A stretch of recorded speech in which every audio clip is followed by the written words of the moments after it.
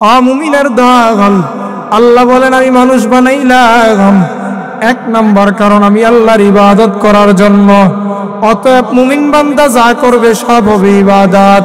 মুমিন বান্দা খানা খায় হতে হবে ইবাদত। মুমিনের দল, দুনিয়ার জীবনে আসার পর জীবন আর মৃত্যু দিয়ে আল্লাহ তোমাকে আমাকে বানাইলেন। বানাবার পর এই একদিন তোমার আবার মরতে হবে। আল্লাহ কেন বানাইলেন? আল্লাহ জানায় দেয় আমি আল্লাহ ইবাদত করার জন্য বানাইলাম। ইবাদত কতদিন করবারে গোলাম?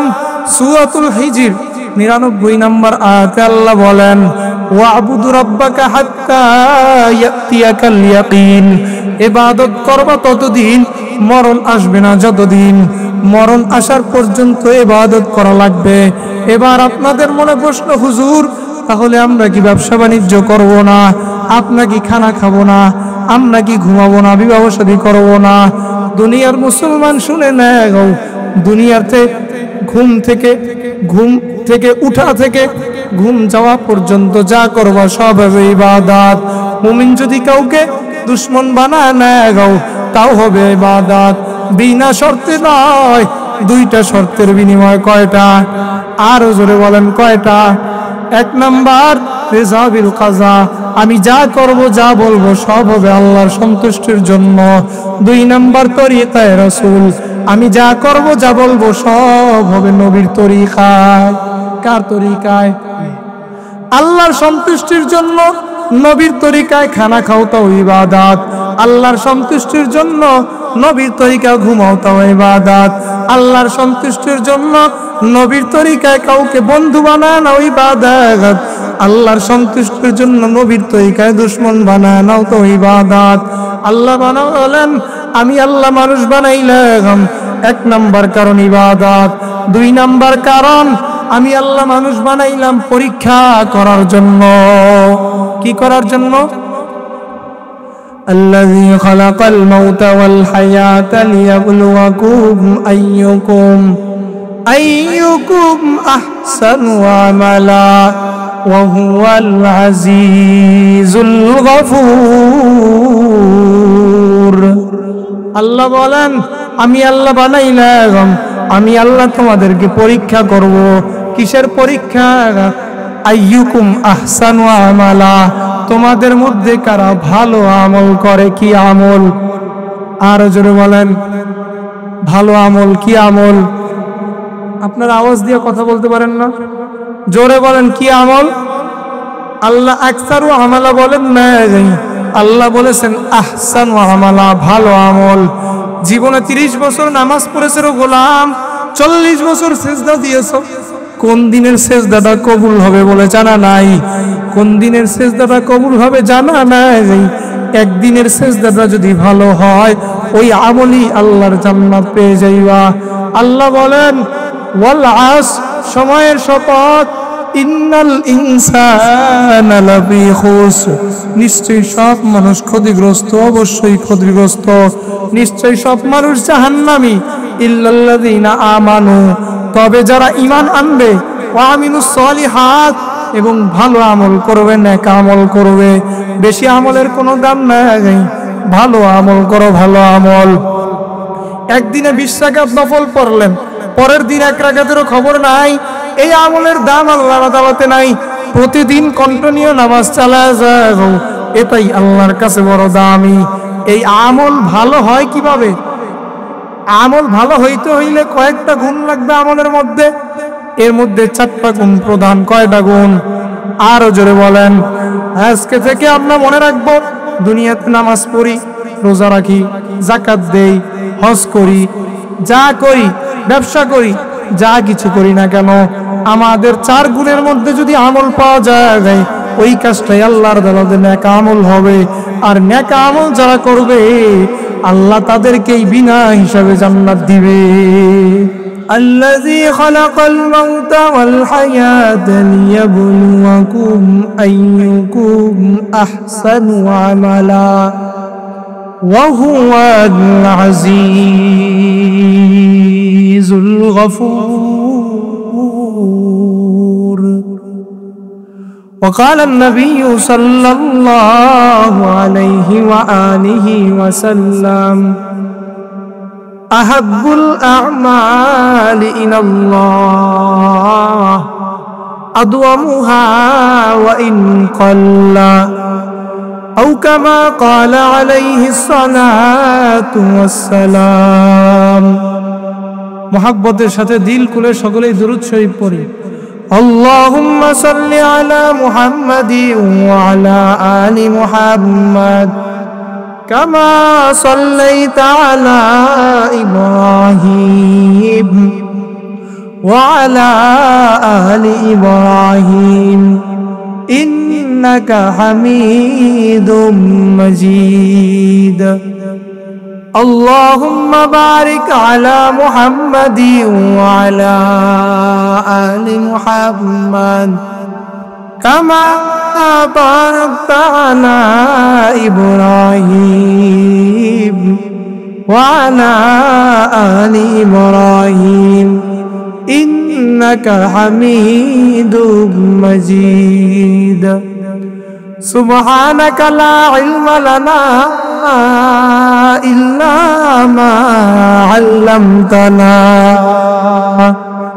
إنك أنت العليم الحكيم أعمل से बनती है ये जन्नत भी जहन्नम अमाल से बनती है ये जन्नत भी जहन्नम ये खाक फितरत में न नूरी है न नारी ये खाक फितरत में न नूरी है न नारी इखलास की आमाल ये जन्नत के हमरा इखलास की आमाल ये जन्नत के हमरा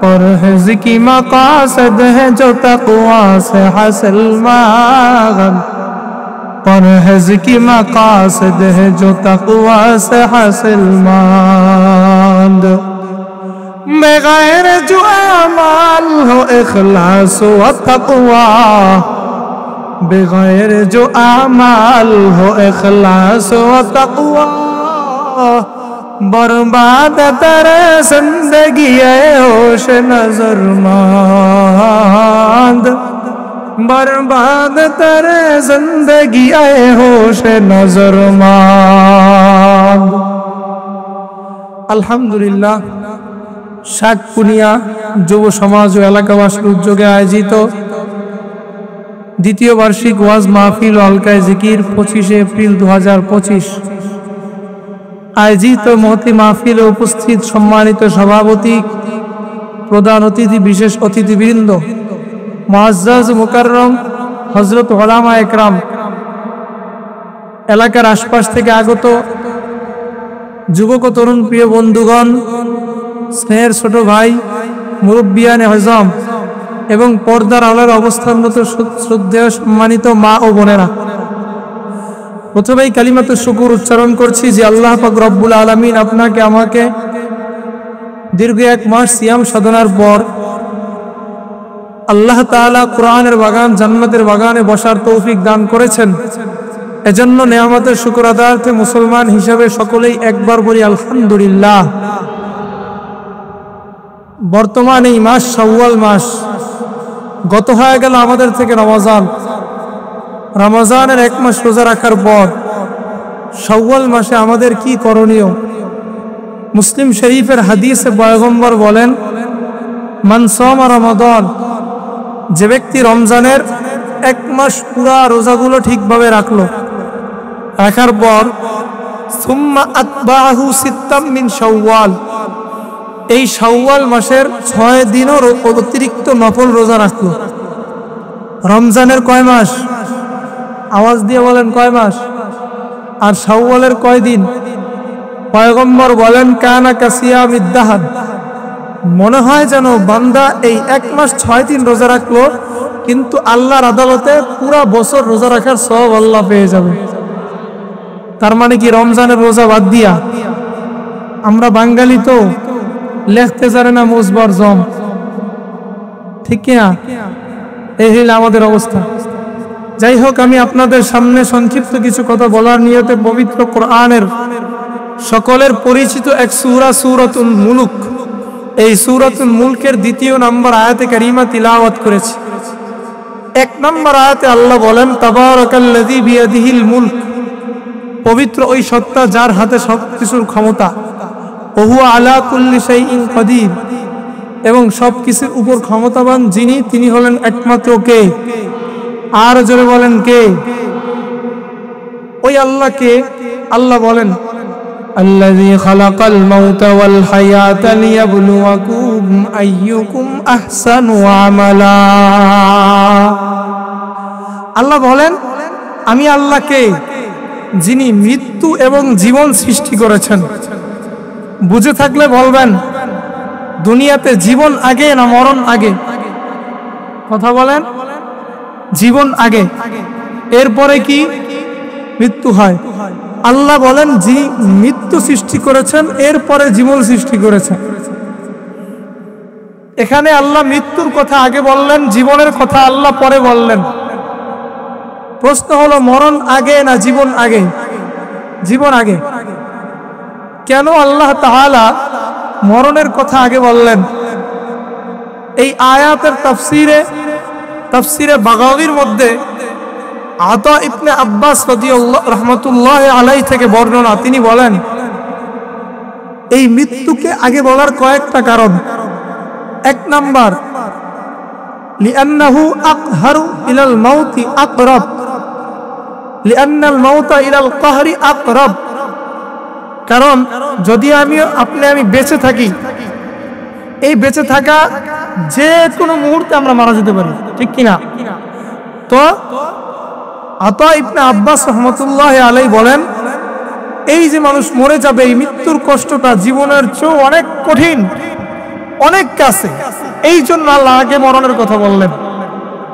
ওয়াকিলা, আর কেউ বলেন, এখানে মরণ দ্বারা আল্লাহ কি উদ্দেশ্য নিয়েছেন? কয়, আরাদাল মাউতা ফিল দুনিয়া ওয়াল হায়াতা ফিল আখিরাহ। এখানে আল্লাহ মরণ দ্বারা উদ্দেশ্য নিয়েছেন, দুনিয়াতে আমরা মারা যাই না? মারা যাই। এই মারা যাওয়ার পর আল্লাহ আমাদেরকে কি দেয়? আবার জীবন দান করেন, ঠিক কিনা? তার মানে দুনিয়ার এই জীবন এটা কিছুই না, এটা কোনো আল্লাহর কাছে জীবনই না। বরং তুমি মারা গেছো, তোমার মৃত্যু হয়েছে, এই হইল মরণ। এর পরে আল্লাহ যেই জীবন দিবেন ওইটা হইল আসল জীবন। এই জন্য আল্লাহ আগে মরার কথা বলছেন, পরে জীবিত হওয়ার কথা বলছেন। কারণ দেখেন, ওয়াকিল আর কেউ বলে, লিআন্নাল আশিয়া ফিল ইবতিদা কারাত ফি হুকমিল মাউত কান নুতফা ওয়াত তুরাব ওয়া নাহবিহিমা। প্রত্যেকটা বস্তু এক সময় মৃত্যুর হুকুমে ছিল। এই যে আপনি আমি এক সময় দুনিয়াতে ছিলাম, বলেন ছিলাম কেউ? ছিলাম না। ছিলাম মাটি কি মুর্দা না জিন্দা? মৃত না জীবিত? মৃত। এরপর হইলাম বীর্য, মৃত। এরপরে আল্লাহ স্টেপ বাই স্টেপ করলেন, এই যে পালাক্রমে আল্লাহ পরিবর্তন করলেন। আমাদের শুরুটা কি দিয়ে হয়েছে? মানে আমাদের শুরুটা হয়েছে মৃত্যু দিয়া। কি দিয়া? তাহলে এই জন্য শুরুতে কি? মৃত্যু। এরপর সুম্মা তারাজাত আলাইহাল হায়া, আল্লাহ তাআলা এই মাটির তৈরি, বীর্যর তৈরি, হাড্ডির থেকে, গোশতর থেকে আল্লাহ মানুষ বানায়া একটা স্ট্রাকচার দিয়া আল্লাহ তাআলা এর ভিতরে জীবন দিয়া দিলেন। তাহলে আগে মৃত্যু পরে কি? আগে মৃত্যু পরে কি? এই দুই ব্যাখ্যা।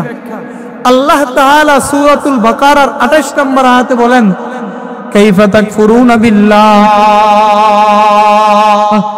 ওয়া কুনতুম আমওয়াতা। আল্লাহ বলেন, হে মানুষ, তুমি আল্লাহকে কিভাবে অস্বীকার করো? ওয়া কুনতুম আমওয়াতা, তুমি তো এক সময় ছিলে মৃত্যু, তুমি কিছুই ছিলে না। ফাআহইয়াকুম, আল্লাহ তোমাকে এরপর জীবন দিবেন।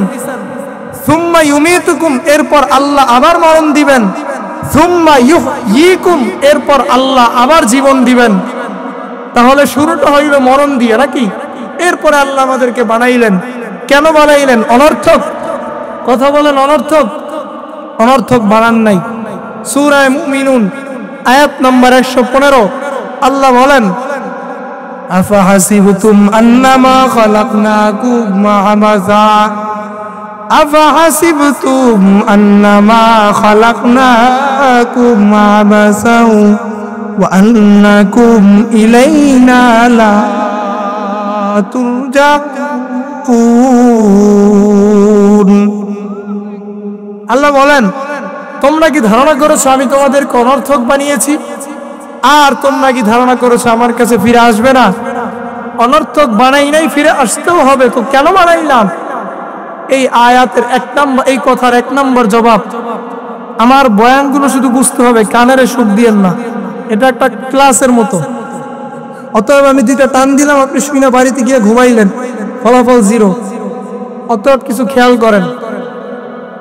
আল্লাহ মানুষ বানাইলেন কেন? এক নম্বর কারণ, সূরা যারিয়াত 56 নম্বর আয়াতে আল্লাহ বলেন, ওয়ামা খালাকতুল জিন্না ওয়াল ইনসা ইল্লা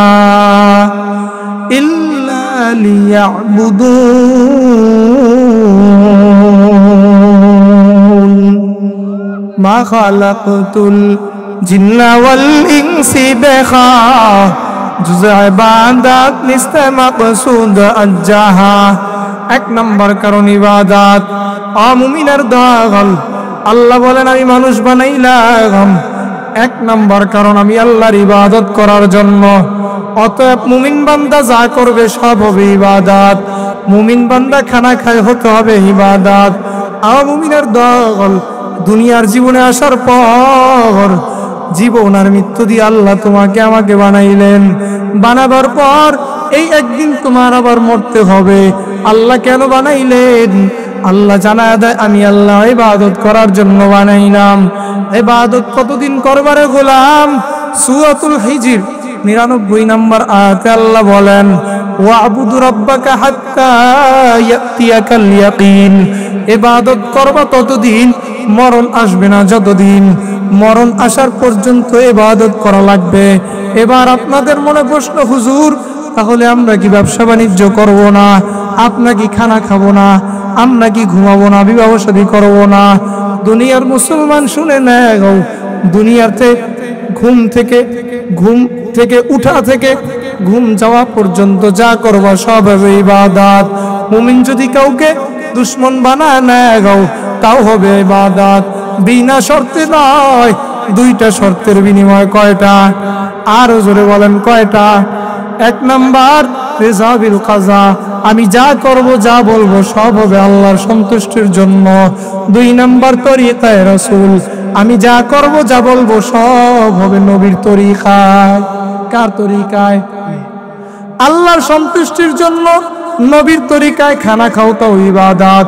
আল্লাহর সন্তুষ্টির জন্য নবীর তরিকায় ঘুমাও তাও ইবাদত। আল্লাহর সন্তুষ্টির জন্য নবীর তরিকায় কাউকে বন্ধু বানায় নাও ইবাদত। আল্লাহর সন্তুষ্টির জন্য নবীর তরিকায় দুশমন বানায় নাও তো ইবাদত। আল্লাহ বলেন আমি আল্লাহ মানুষ বানাইলাম এক নাম্বার কারণ ইবাদত। দুই নাম্বার কারণ আমি আল্লাহ মানুষ বানাইলাম পরীক্ষা করার জন্য। কি করার জন্য? الذي خلق الموت والحياة ليبلوكم أيكم أحسن عملا وهو العزيز الغفور।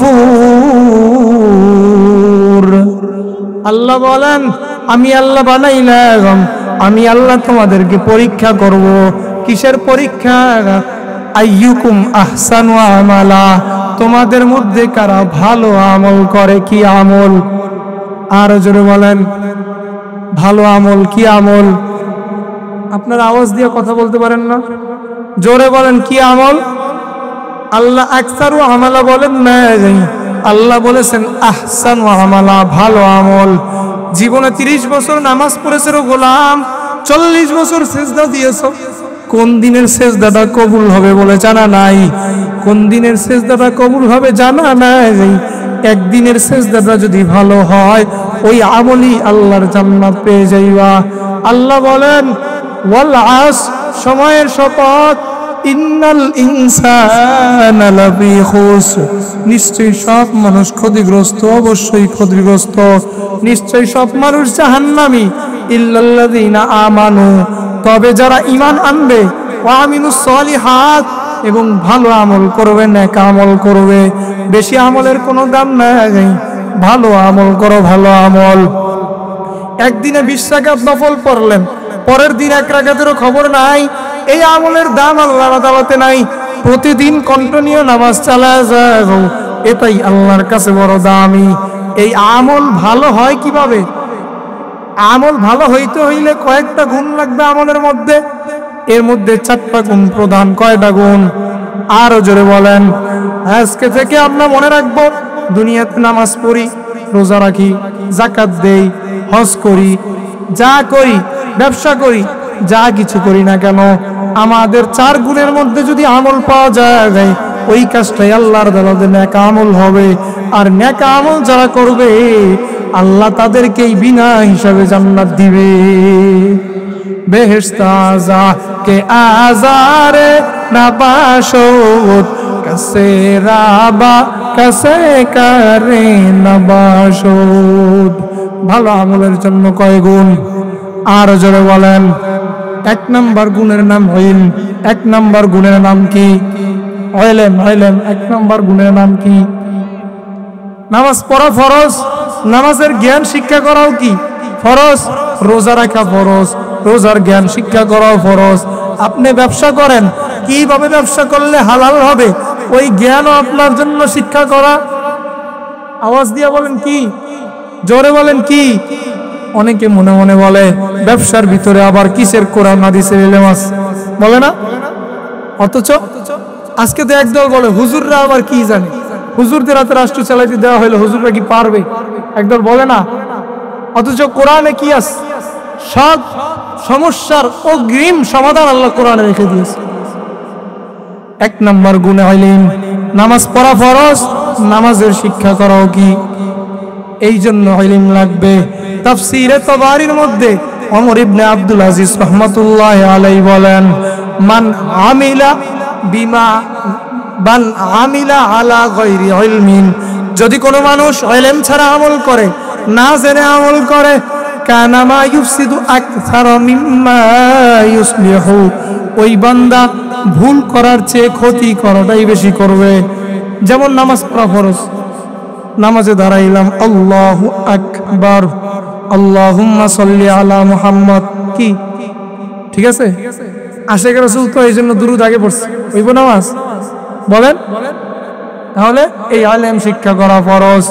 আল্লাহ বলেন সূরা তাওবা 122 নম্বর আয়াত, ফালাউলা নাফারা মিন কুল্লি ফিরকাতিন মিনহুম তাইফা লিয়াতাফাক্কাহু ফিদ্দীন, তোমাদের মধ্যে এমন একটা দল কেন বের হয় না যারা দ্বীনের কঠিন, যারা দ্বীনের গভীর জ্ঞান অর্জন করবে। গভীর জ্ঞান অর্জন করার পর ওয়াল ইউনজিরু কওমাহুম ইযা রাজাউ ইলাইহিম, তারা তাদের জাতির কাছে যখন ফিরে যাবে, তারা এই জাতিকে আবার এই জ্ঞানগুলো শিক্ষা দিবে।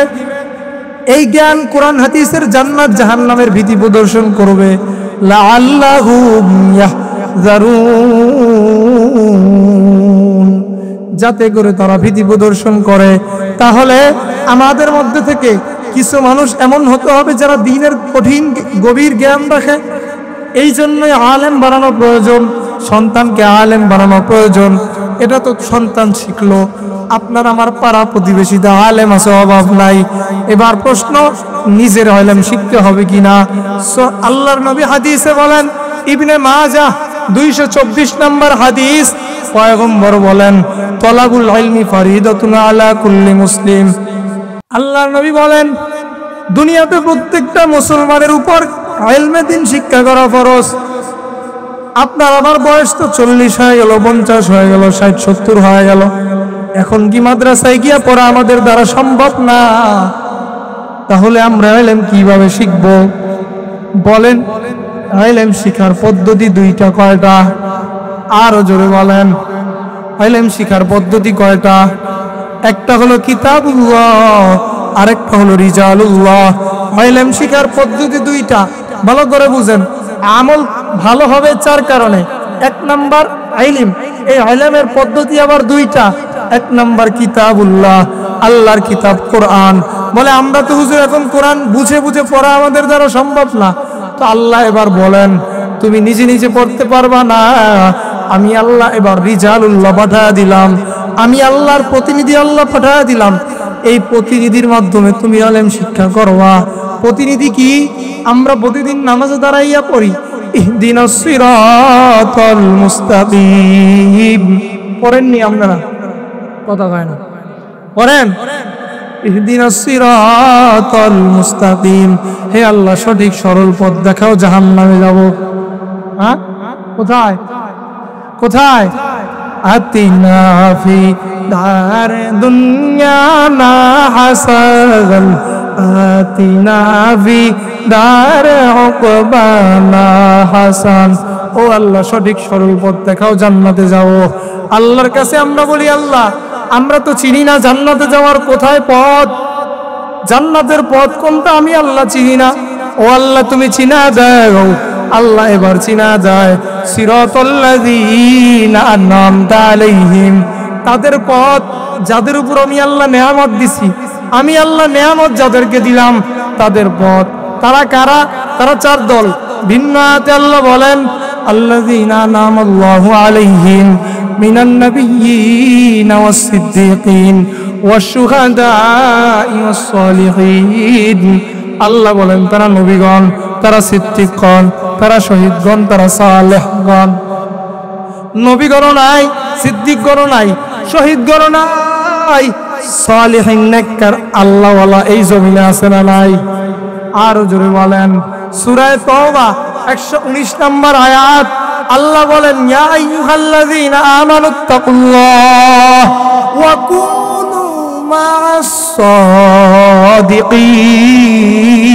সাদিকিন। সহবতে সালেহ তুনা সালেহ কুনাত, সহবতে তালেহ তুরা তালেহ কুনাত। আল্লাহ বলেন ও মুমিনের দল তোমরা আমি আল্লাহকে ভয় করো।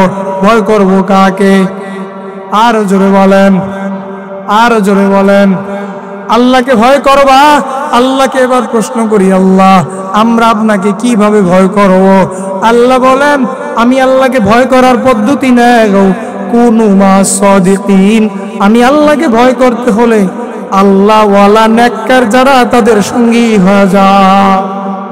তাহলে এই মুহূর্তে তো আপনার আমার মাদ্রাসায় পড়া সম্ভব না, সন্তানেরা আলেম বানাবো, নিজে আল্লাহ ওয়ালা আলেমদের কাছে গিয়ে সময় দিব। পারবো তো ইনশাআল্লাহ?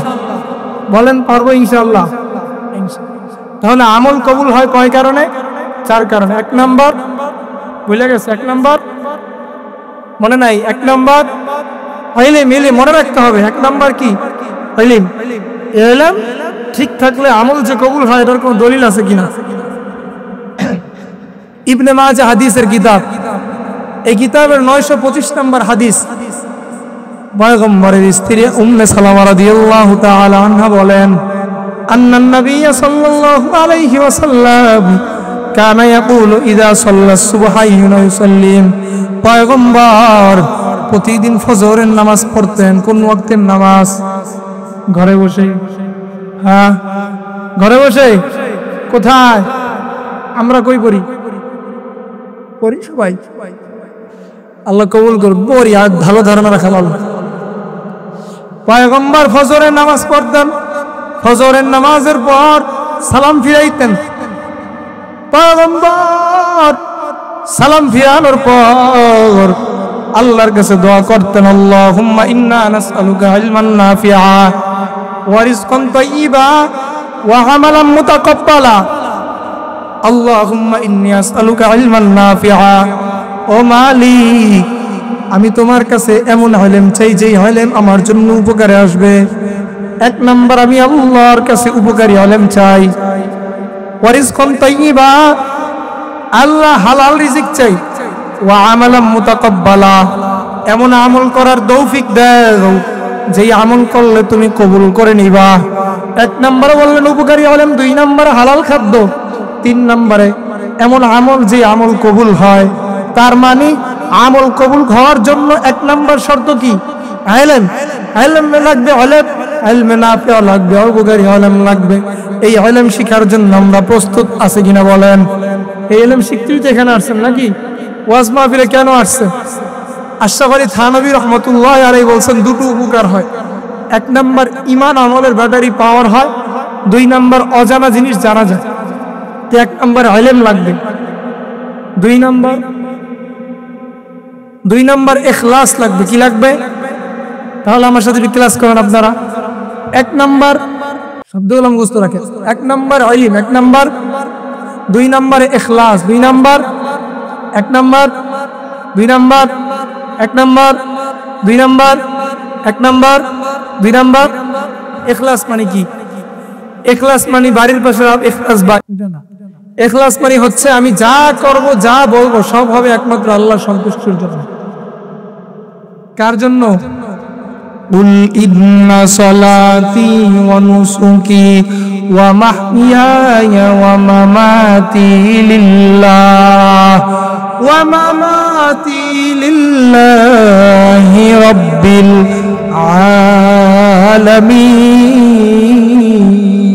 আলামিন।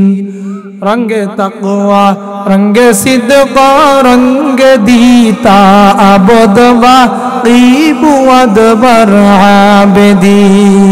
আমার নামাজ, আমার রোজা, আমার জিকির, আমার তেলাওয়াত, আমার জীবন, আমার মরণ সব কার জন্য? আল্লাহর জন্য। যেই বান্দা নামাজ পড়বে ওই বান্দা কখনো ঘড়ির টাইমের দিকে তাকাবে না। ইমাম সাহেব যদি কেরাত নাম্বা নেয় রমজান মাসে তারাবিতে, হুজুর আমার তারা আছে, শুক্রবার দিন ইমাম সাহেব যদি বয়ানটা একটু লম্বা নয় তখন মুসল্লি কাশি দেওয়া শুরু করা আছে না নাই? আল্লাহর জন্য যেই বান্দা নামাজ পড়বে ওই বান্দা কখনো লোক দেখানো ইবাদত করবে না। ইখলাসের সাথে আমল না করলে আমল কবুল হবে না। হাজী সাহেব হজ করছে, নিয়ত হলো মানুষ আমাকে হাজী বলবে, মানুষ আমাকে আলহাজ না লেখলে আমি মনে কষ্ট পাই, এই নিয়তে হাজী সাহেব হজ করছে। হজ তো আদায় হয়ে যাবে, সওয়াব পাওয়া যাবে না। নামাজি যদি নামাজ পড়ে চিন্তা করেন নির্বাচন আসতেছে, এখন নামাজ পড়লে ভোট পাওয়া যাবে, তাহলে নামাজ আদায় হয়ে যাবে, সওয়াব পাওয়া যাবে না। তাহলে নামাজ পড়তে হবে কার জন্য? আর জোরে বলেন। আমাদের সমাজের অবস্থা কি? যাকাতের কাপড় দেয়নি বাংলাদেশে, উপরে ফিটফাট, ভিতরে সদরঘাট সাইনবোর্ড লাগায় দিছে যাকাতের কাপড়। মানে কি? 30% কাপড় 3 দিন, মানে এখন আজকে গায়ে দিবে, কাল দিন বসে আস। এই তো যাকাতের কাপড়। যাকাতের ফরজিয়ত আদায় হতে পারে, সব পাওয়া যাবে। এত সহজ? যা করতে হবে একমাত্র আল্লাহর জন্য। আল্লাহর জন্য বান্দা কাজ করলে কে কি বললো না বললো ওই দিকে বান্দা তাকাবে না। মানুষ প্রশংসা করলো না বদনাম করলো ওই দিকে তাকানোর কি নাই? সুযোগ আছে? বুখারী শরীফের 1421 নম্বর হাদিস। এক আল্লাহর বান্দা নিয়ত করছে, আল্লাহ লা আতাসাদ্দাকান্না বিসাদাকা, আমি সদকা করব রাতের বেলা গোপনে। মাবুদ, আমি আল্লাহ এই আমলটা তোমাকেই দেখাইতে চাই, আমি আর কাউকে দেখাইবো না, একমাত্র তোমার জন্যই আমি আমল করলাম। ফাখরাজা বিসাদাকাতিহি, বান্দা সদকা নিয়ে রাতের বেলা বের হয়। বের হওয়ার পর সদকা নিয়ে বের হওয়ার পর ফাওয়াদাহা আলা ইয়াদি সারিক, সদকাটা নিয়ে এমন এক ব্যক্তির হাতে দিছে রাতের অন্ধকারে। পরের দিন জানাজ আসবাহু ইয়াতাহাদ্দাসুনা, পরের দিন লোকেরা বলা বলতি করতে লাগলো ওই লোকটা একটা পাগল। কত তুসাদ্দিকাল লাইলাতা আলা ইয়াদি সারিক, ভাই তুমি তো গত রাত্রে সদকাটা দিছো কোনো গরিবকে দাও নাই, সদকাটা দিছো একজন চোরের হাতে সদকা দিছো। বান্দা পেরেশান, আল্লাহুম্মা লাকাল হামদু লা আতাসাদ্দাকান্না বিসাদাকা, ডাক দিয়ে বলে আল্লাহ আমি আবার আজকে রাতের বেলা আবার সদকা করব। ফাখরাজা বিসাদাকাতিহি, পরের দিন আবার সদকা নিয়ে বের হয়। ফাওয়াদাহা আলা ইয়াদি জানিয়া, পরের দিন সদকাটা একজন বেশ্যা মহিলার হাতে দিয়া দেয়। ফাসবাহু ইয়াতাহাদ্দাসুনা কত তুসাদ্দিকু আলা ইয়াদি জানিয়া, ওই লোকটার মাথা আজকে আরো পুরা খারাপ হয়ে গেছে। লোকটা আজকে ব্যভিচারিণী বেশ্যা মহিলাকে সদকা করছে। এই কথা আবার বলা বলি শুরু হয়ে যায়। বলা বলি শুরু হওয়ার পর ডাক দিয়া বলে আল্লাহ লাকাল হামদু আলা ইয়াদি সারিফিন ওয়া ইয়াদি জানিয়া। ওগো আল্লাহ, আমার ভুল হয়েছে, আমি মাফ চাই যাই। ও মাবুদ, তুমি আমাকে মাফ করে দাও, সব প্রশংসা তোমার। ওগো আল্লাহ, আমি আজকে আবার সদকা করবো রাতের বেলা। ফাখরাজা বিসাদাকাতিহি, বান্দা সদকা নিয়ে আবার বের হয়ে যায়। ফাওয়াদাহা আলা ইয়াদি গানিয়্যিন, পরের দিন সদকাটা একজন ধনী লোকের হাতে দেয়। ফাসবাহু ইয়াতাহাদ্দাসুনা কত তুসাদ্দিকু আলা ইয়াদি গানিয়্যিন, পরের দিন লোকেরা বলাবলি করতে লাগলো, প্রথম একদিন দিল চোরকে, পরের দিন দিল বেশ্যা মহিলাকে, আজকে তো পুরাটাই পাগল, আজকে তো ধনী লোকের হাতে দিয়া দিল। এবার যখন বলাবলি করতে লাগলো, লোকটা ডাক দিয়ে বলে আল্লাহ, আজকে আর আমার কাছে কোনো টাকা নাই, আজকে আমার কাছে কোনো পয়সা নাই, মাবুদ তুমি আমারে মাফ করে দাও, আজকে আর আমি সদকা করতে পারলাম না। আল্লাহ ডাক দিয়া বলে গোলাম, তুমি যে প্রথম দিন সদকা করলে, আম্মা সাদাকাতুকা আলা ইয়াদি সারিক, প্রথম দিন চোরকে সদকা দিলা, আমি আল্লাহ তোমার এই সদকাটা বেহুদা ফলাই নাই। ফালা আল্লাহু আইয়াস্তাইফা আন সারিকাতিহি, চোর এই সদকা পাওয়ার পর আল্লাহর কাছে হাত তুলে তওবা করছে, মাবুদ নিয়ত করলাম আজকে থেকে আমি আর চুরি করব না। বান্দা এবার দ্বিতীয় দিন ব্যভিচারিণী মহিলার হাতে সদকা দিলা, সদকা পাওয়ার পর ফালা আল্লাহ আনতাস্তাইফা আন জিনাহা, ওই জিনাকারিণী মহিলা সদকা পাওয়ার পর আল্লাহর কাছে জিনা থেকে তওবা করছে। তৃতীয় দিন ধনী লোককে সদকা দিলা, ফালা আল্লাহু আইয়াতাবিরা ওয়া ইউনফিকা মিম্মা আতাহুল্লাহ ওয়া ইউনফিকা মিম্মা আতাহুল্লাহ। বান্দা তৃতীয় দিন ধনী লোক সদকা পাওয়ার পর সে চিন্তা করতে লাগলো, আরে আমি একজন ধনী মানুষ, আমি যাকাত দেই না, আমি টাকা পয়সা আল্লাহর রাস্তায় দান করি না, লোকটা আমাকে গরিব মনে করে সদকা দিছে, আজকে থেকে নিয়ত করলাম আমারে আল্লাহ যেই সম্পদ দিছে ওই সম্পদ আমি আল্লাহ দান করব। আল্লাহ বলেন ইখলাসের সাথে আমি আল্লাহকে দেখানোর জন্য আমল করার কারণে তিনটা আমল আমি আল্লাহ কবুল করে নিলাম। অতএব ইবাদত করব কার জন্য? আরো জোরে বলেন কার জন্য? আল্লাহর জন্য ইবাদত করবা। সংক্ষেপে 1 মিনিটে আমি একটা হাদিস বলে শেষ করব। আল্লাহর রাসূলের এক হাদিস, মাজমাউজ যাওয়াইদ 10 নম্বর খণ্ডে হাদিসটা পাওয়া যায়। পয়গম্বর বলেন কিয়ামতের ময়দানটা যখন কায়েম হয়ে যাবে, এমন কঠিন হালতের মধ্যে পয়গম্বর বলেন ইন্না আখওয়াফা মা আখাফু আলাইকুম আশ-শিরকুল আসগর, আমি আল্লাহর কাছে তোমাদের ব্যাপারে সবচাইতে যেই জিনিসটা নিয়ে ভয় পাই সেটা হলো ছোট শিরিক। কি শিরিক? ছোট শিরিক। সাহাবারা প্রশ্ন করলেন মাশশিরকুল আসগর, ওগো নবী ছোট শিরিক আবার কি জিনিস? নবীজি বলেন আর রিয়া, লোক দেখানো ইবাদত করা। কিয়ামতের ময়দান কায়েম হওয়ার পর আল্লাহ তাআলা ডাক দিয়ে বলবেন ইযা জাআন নাস বিআমালিহিম, মানুষেরা যখন আমল নিয়ে উপস্থিত হবে, সবাই সবার আমল নিয়ে দাঁড়াবে, আল্লাহ ডাক দিয়ে বলবে ইযহাবু ইলাল্লাযীনা কুনতুম তুরাউন, দুনিয়ার মধ্যে যাদেরকে দেখানোর জন্য আমল করতা তোমরা তার কাছে যাও, ফাতলুবু যালিকা ইনদাহুম, তাদের কাছে প্রতিদান চাও, আমি আল্লাহর কাছে কোনো প্রতিদান নাই।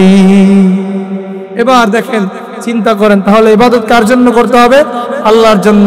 1 নম্বরে ইলম, 2 নম্বরে ইখলাস, আর বাকিগুলো বলার আমার সম্ভব হইল না, সংক্ষেপে বলে দেই। 3 নম্বরে হালাল খাদ্য, 4 নম্বরে রাসূলের তরিকা আমল করতে হবে। আল্লাহ আমাদের কবুল করেন।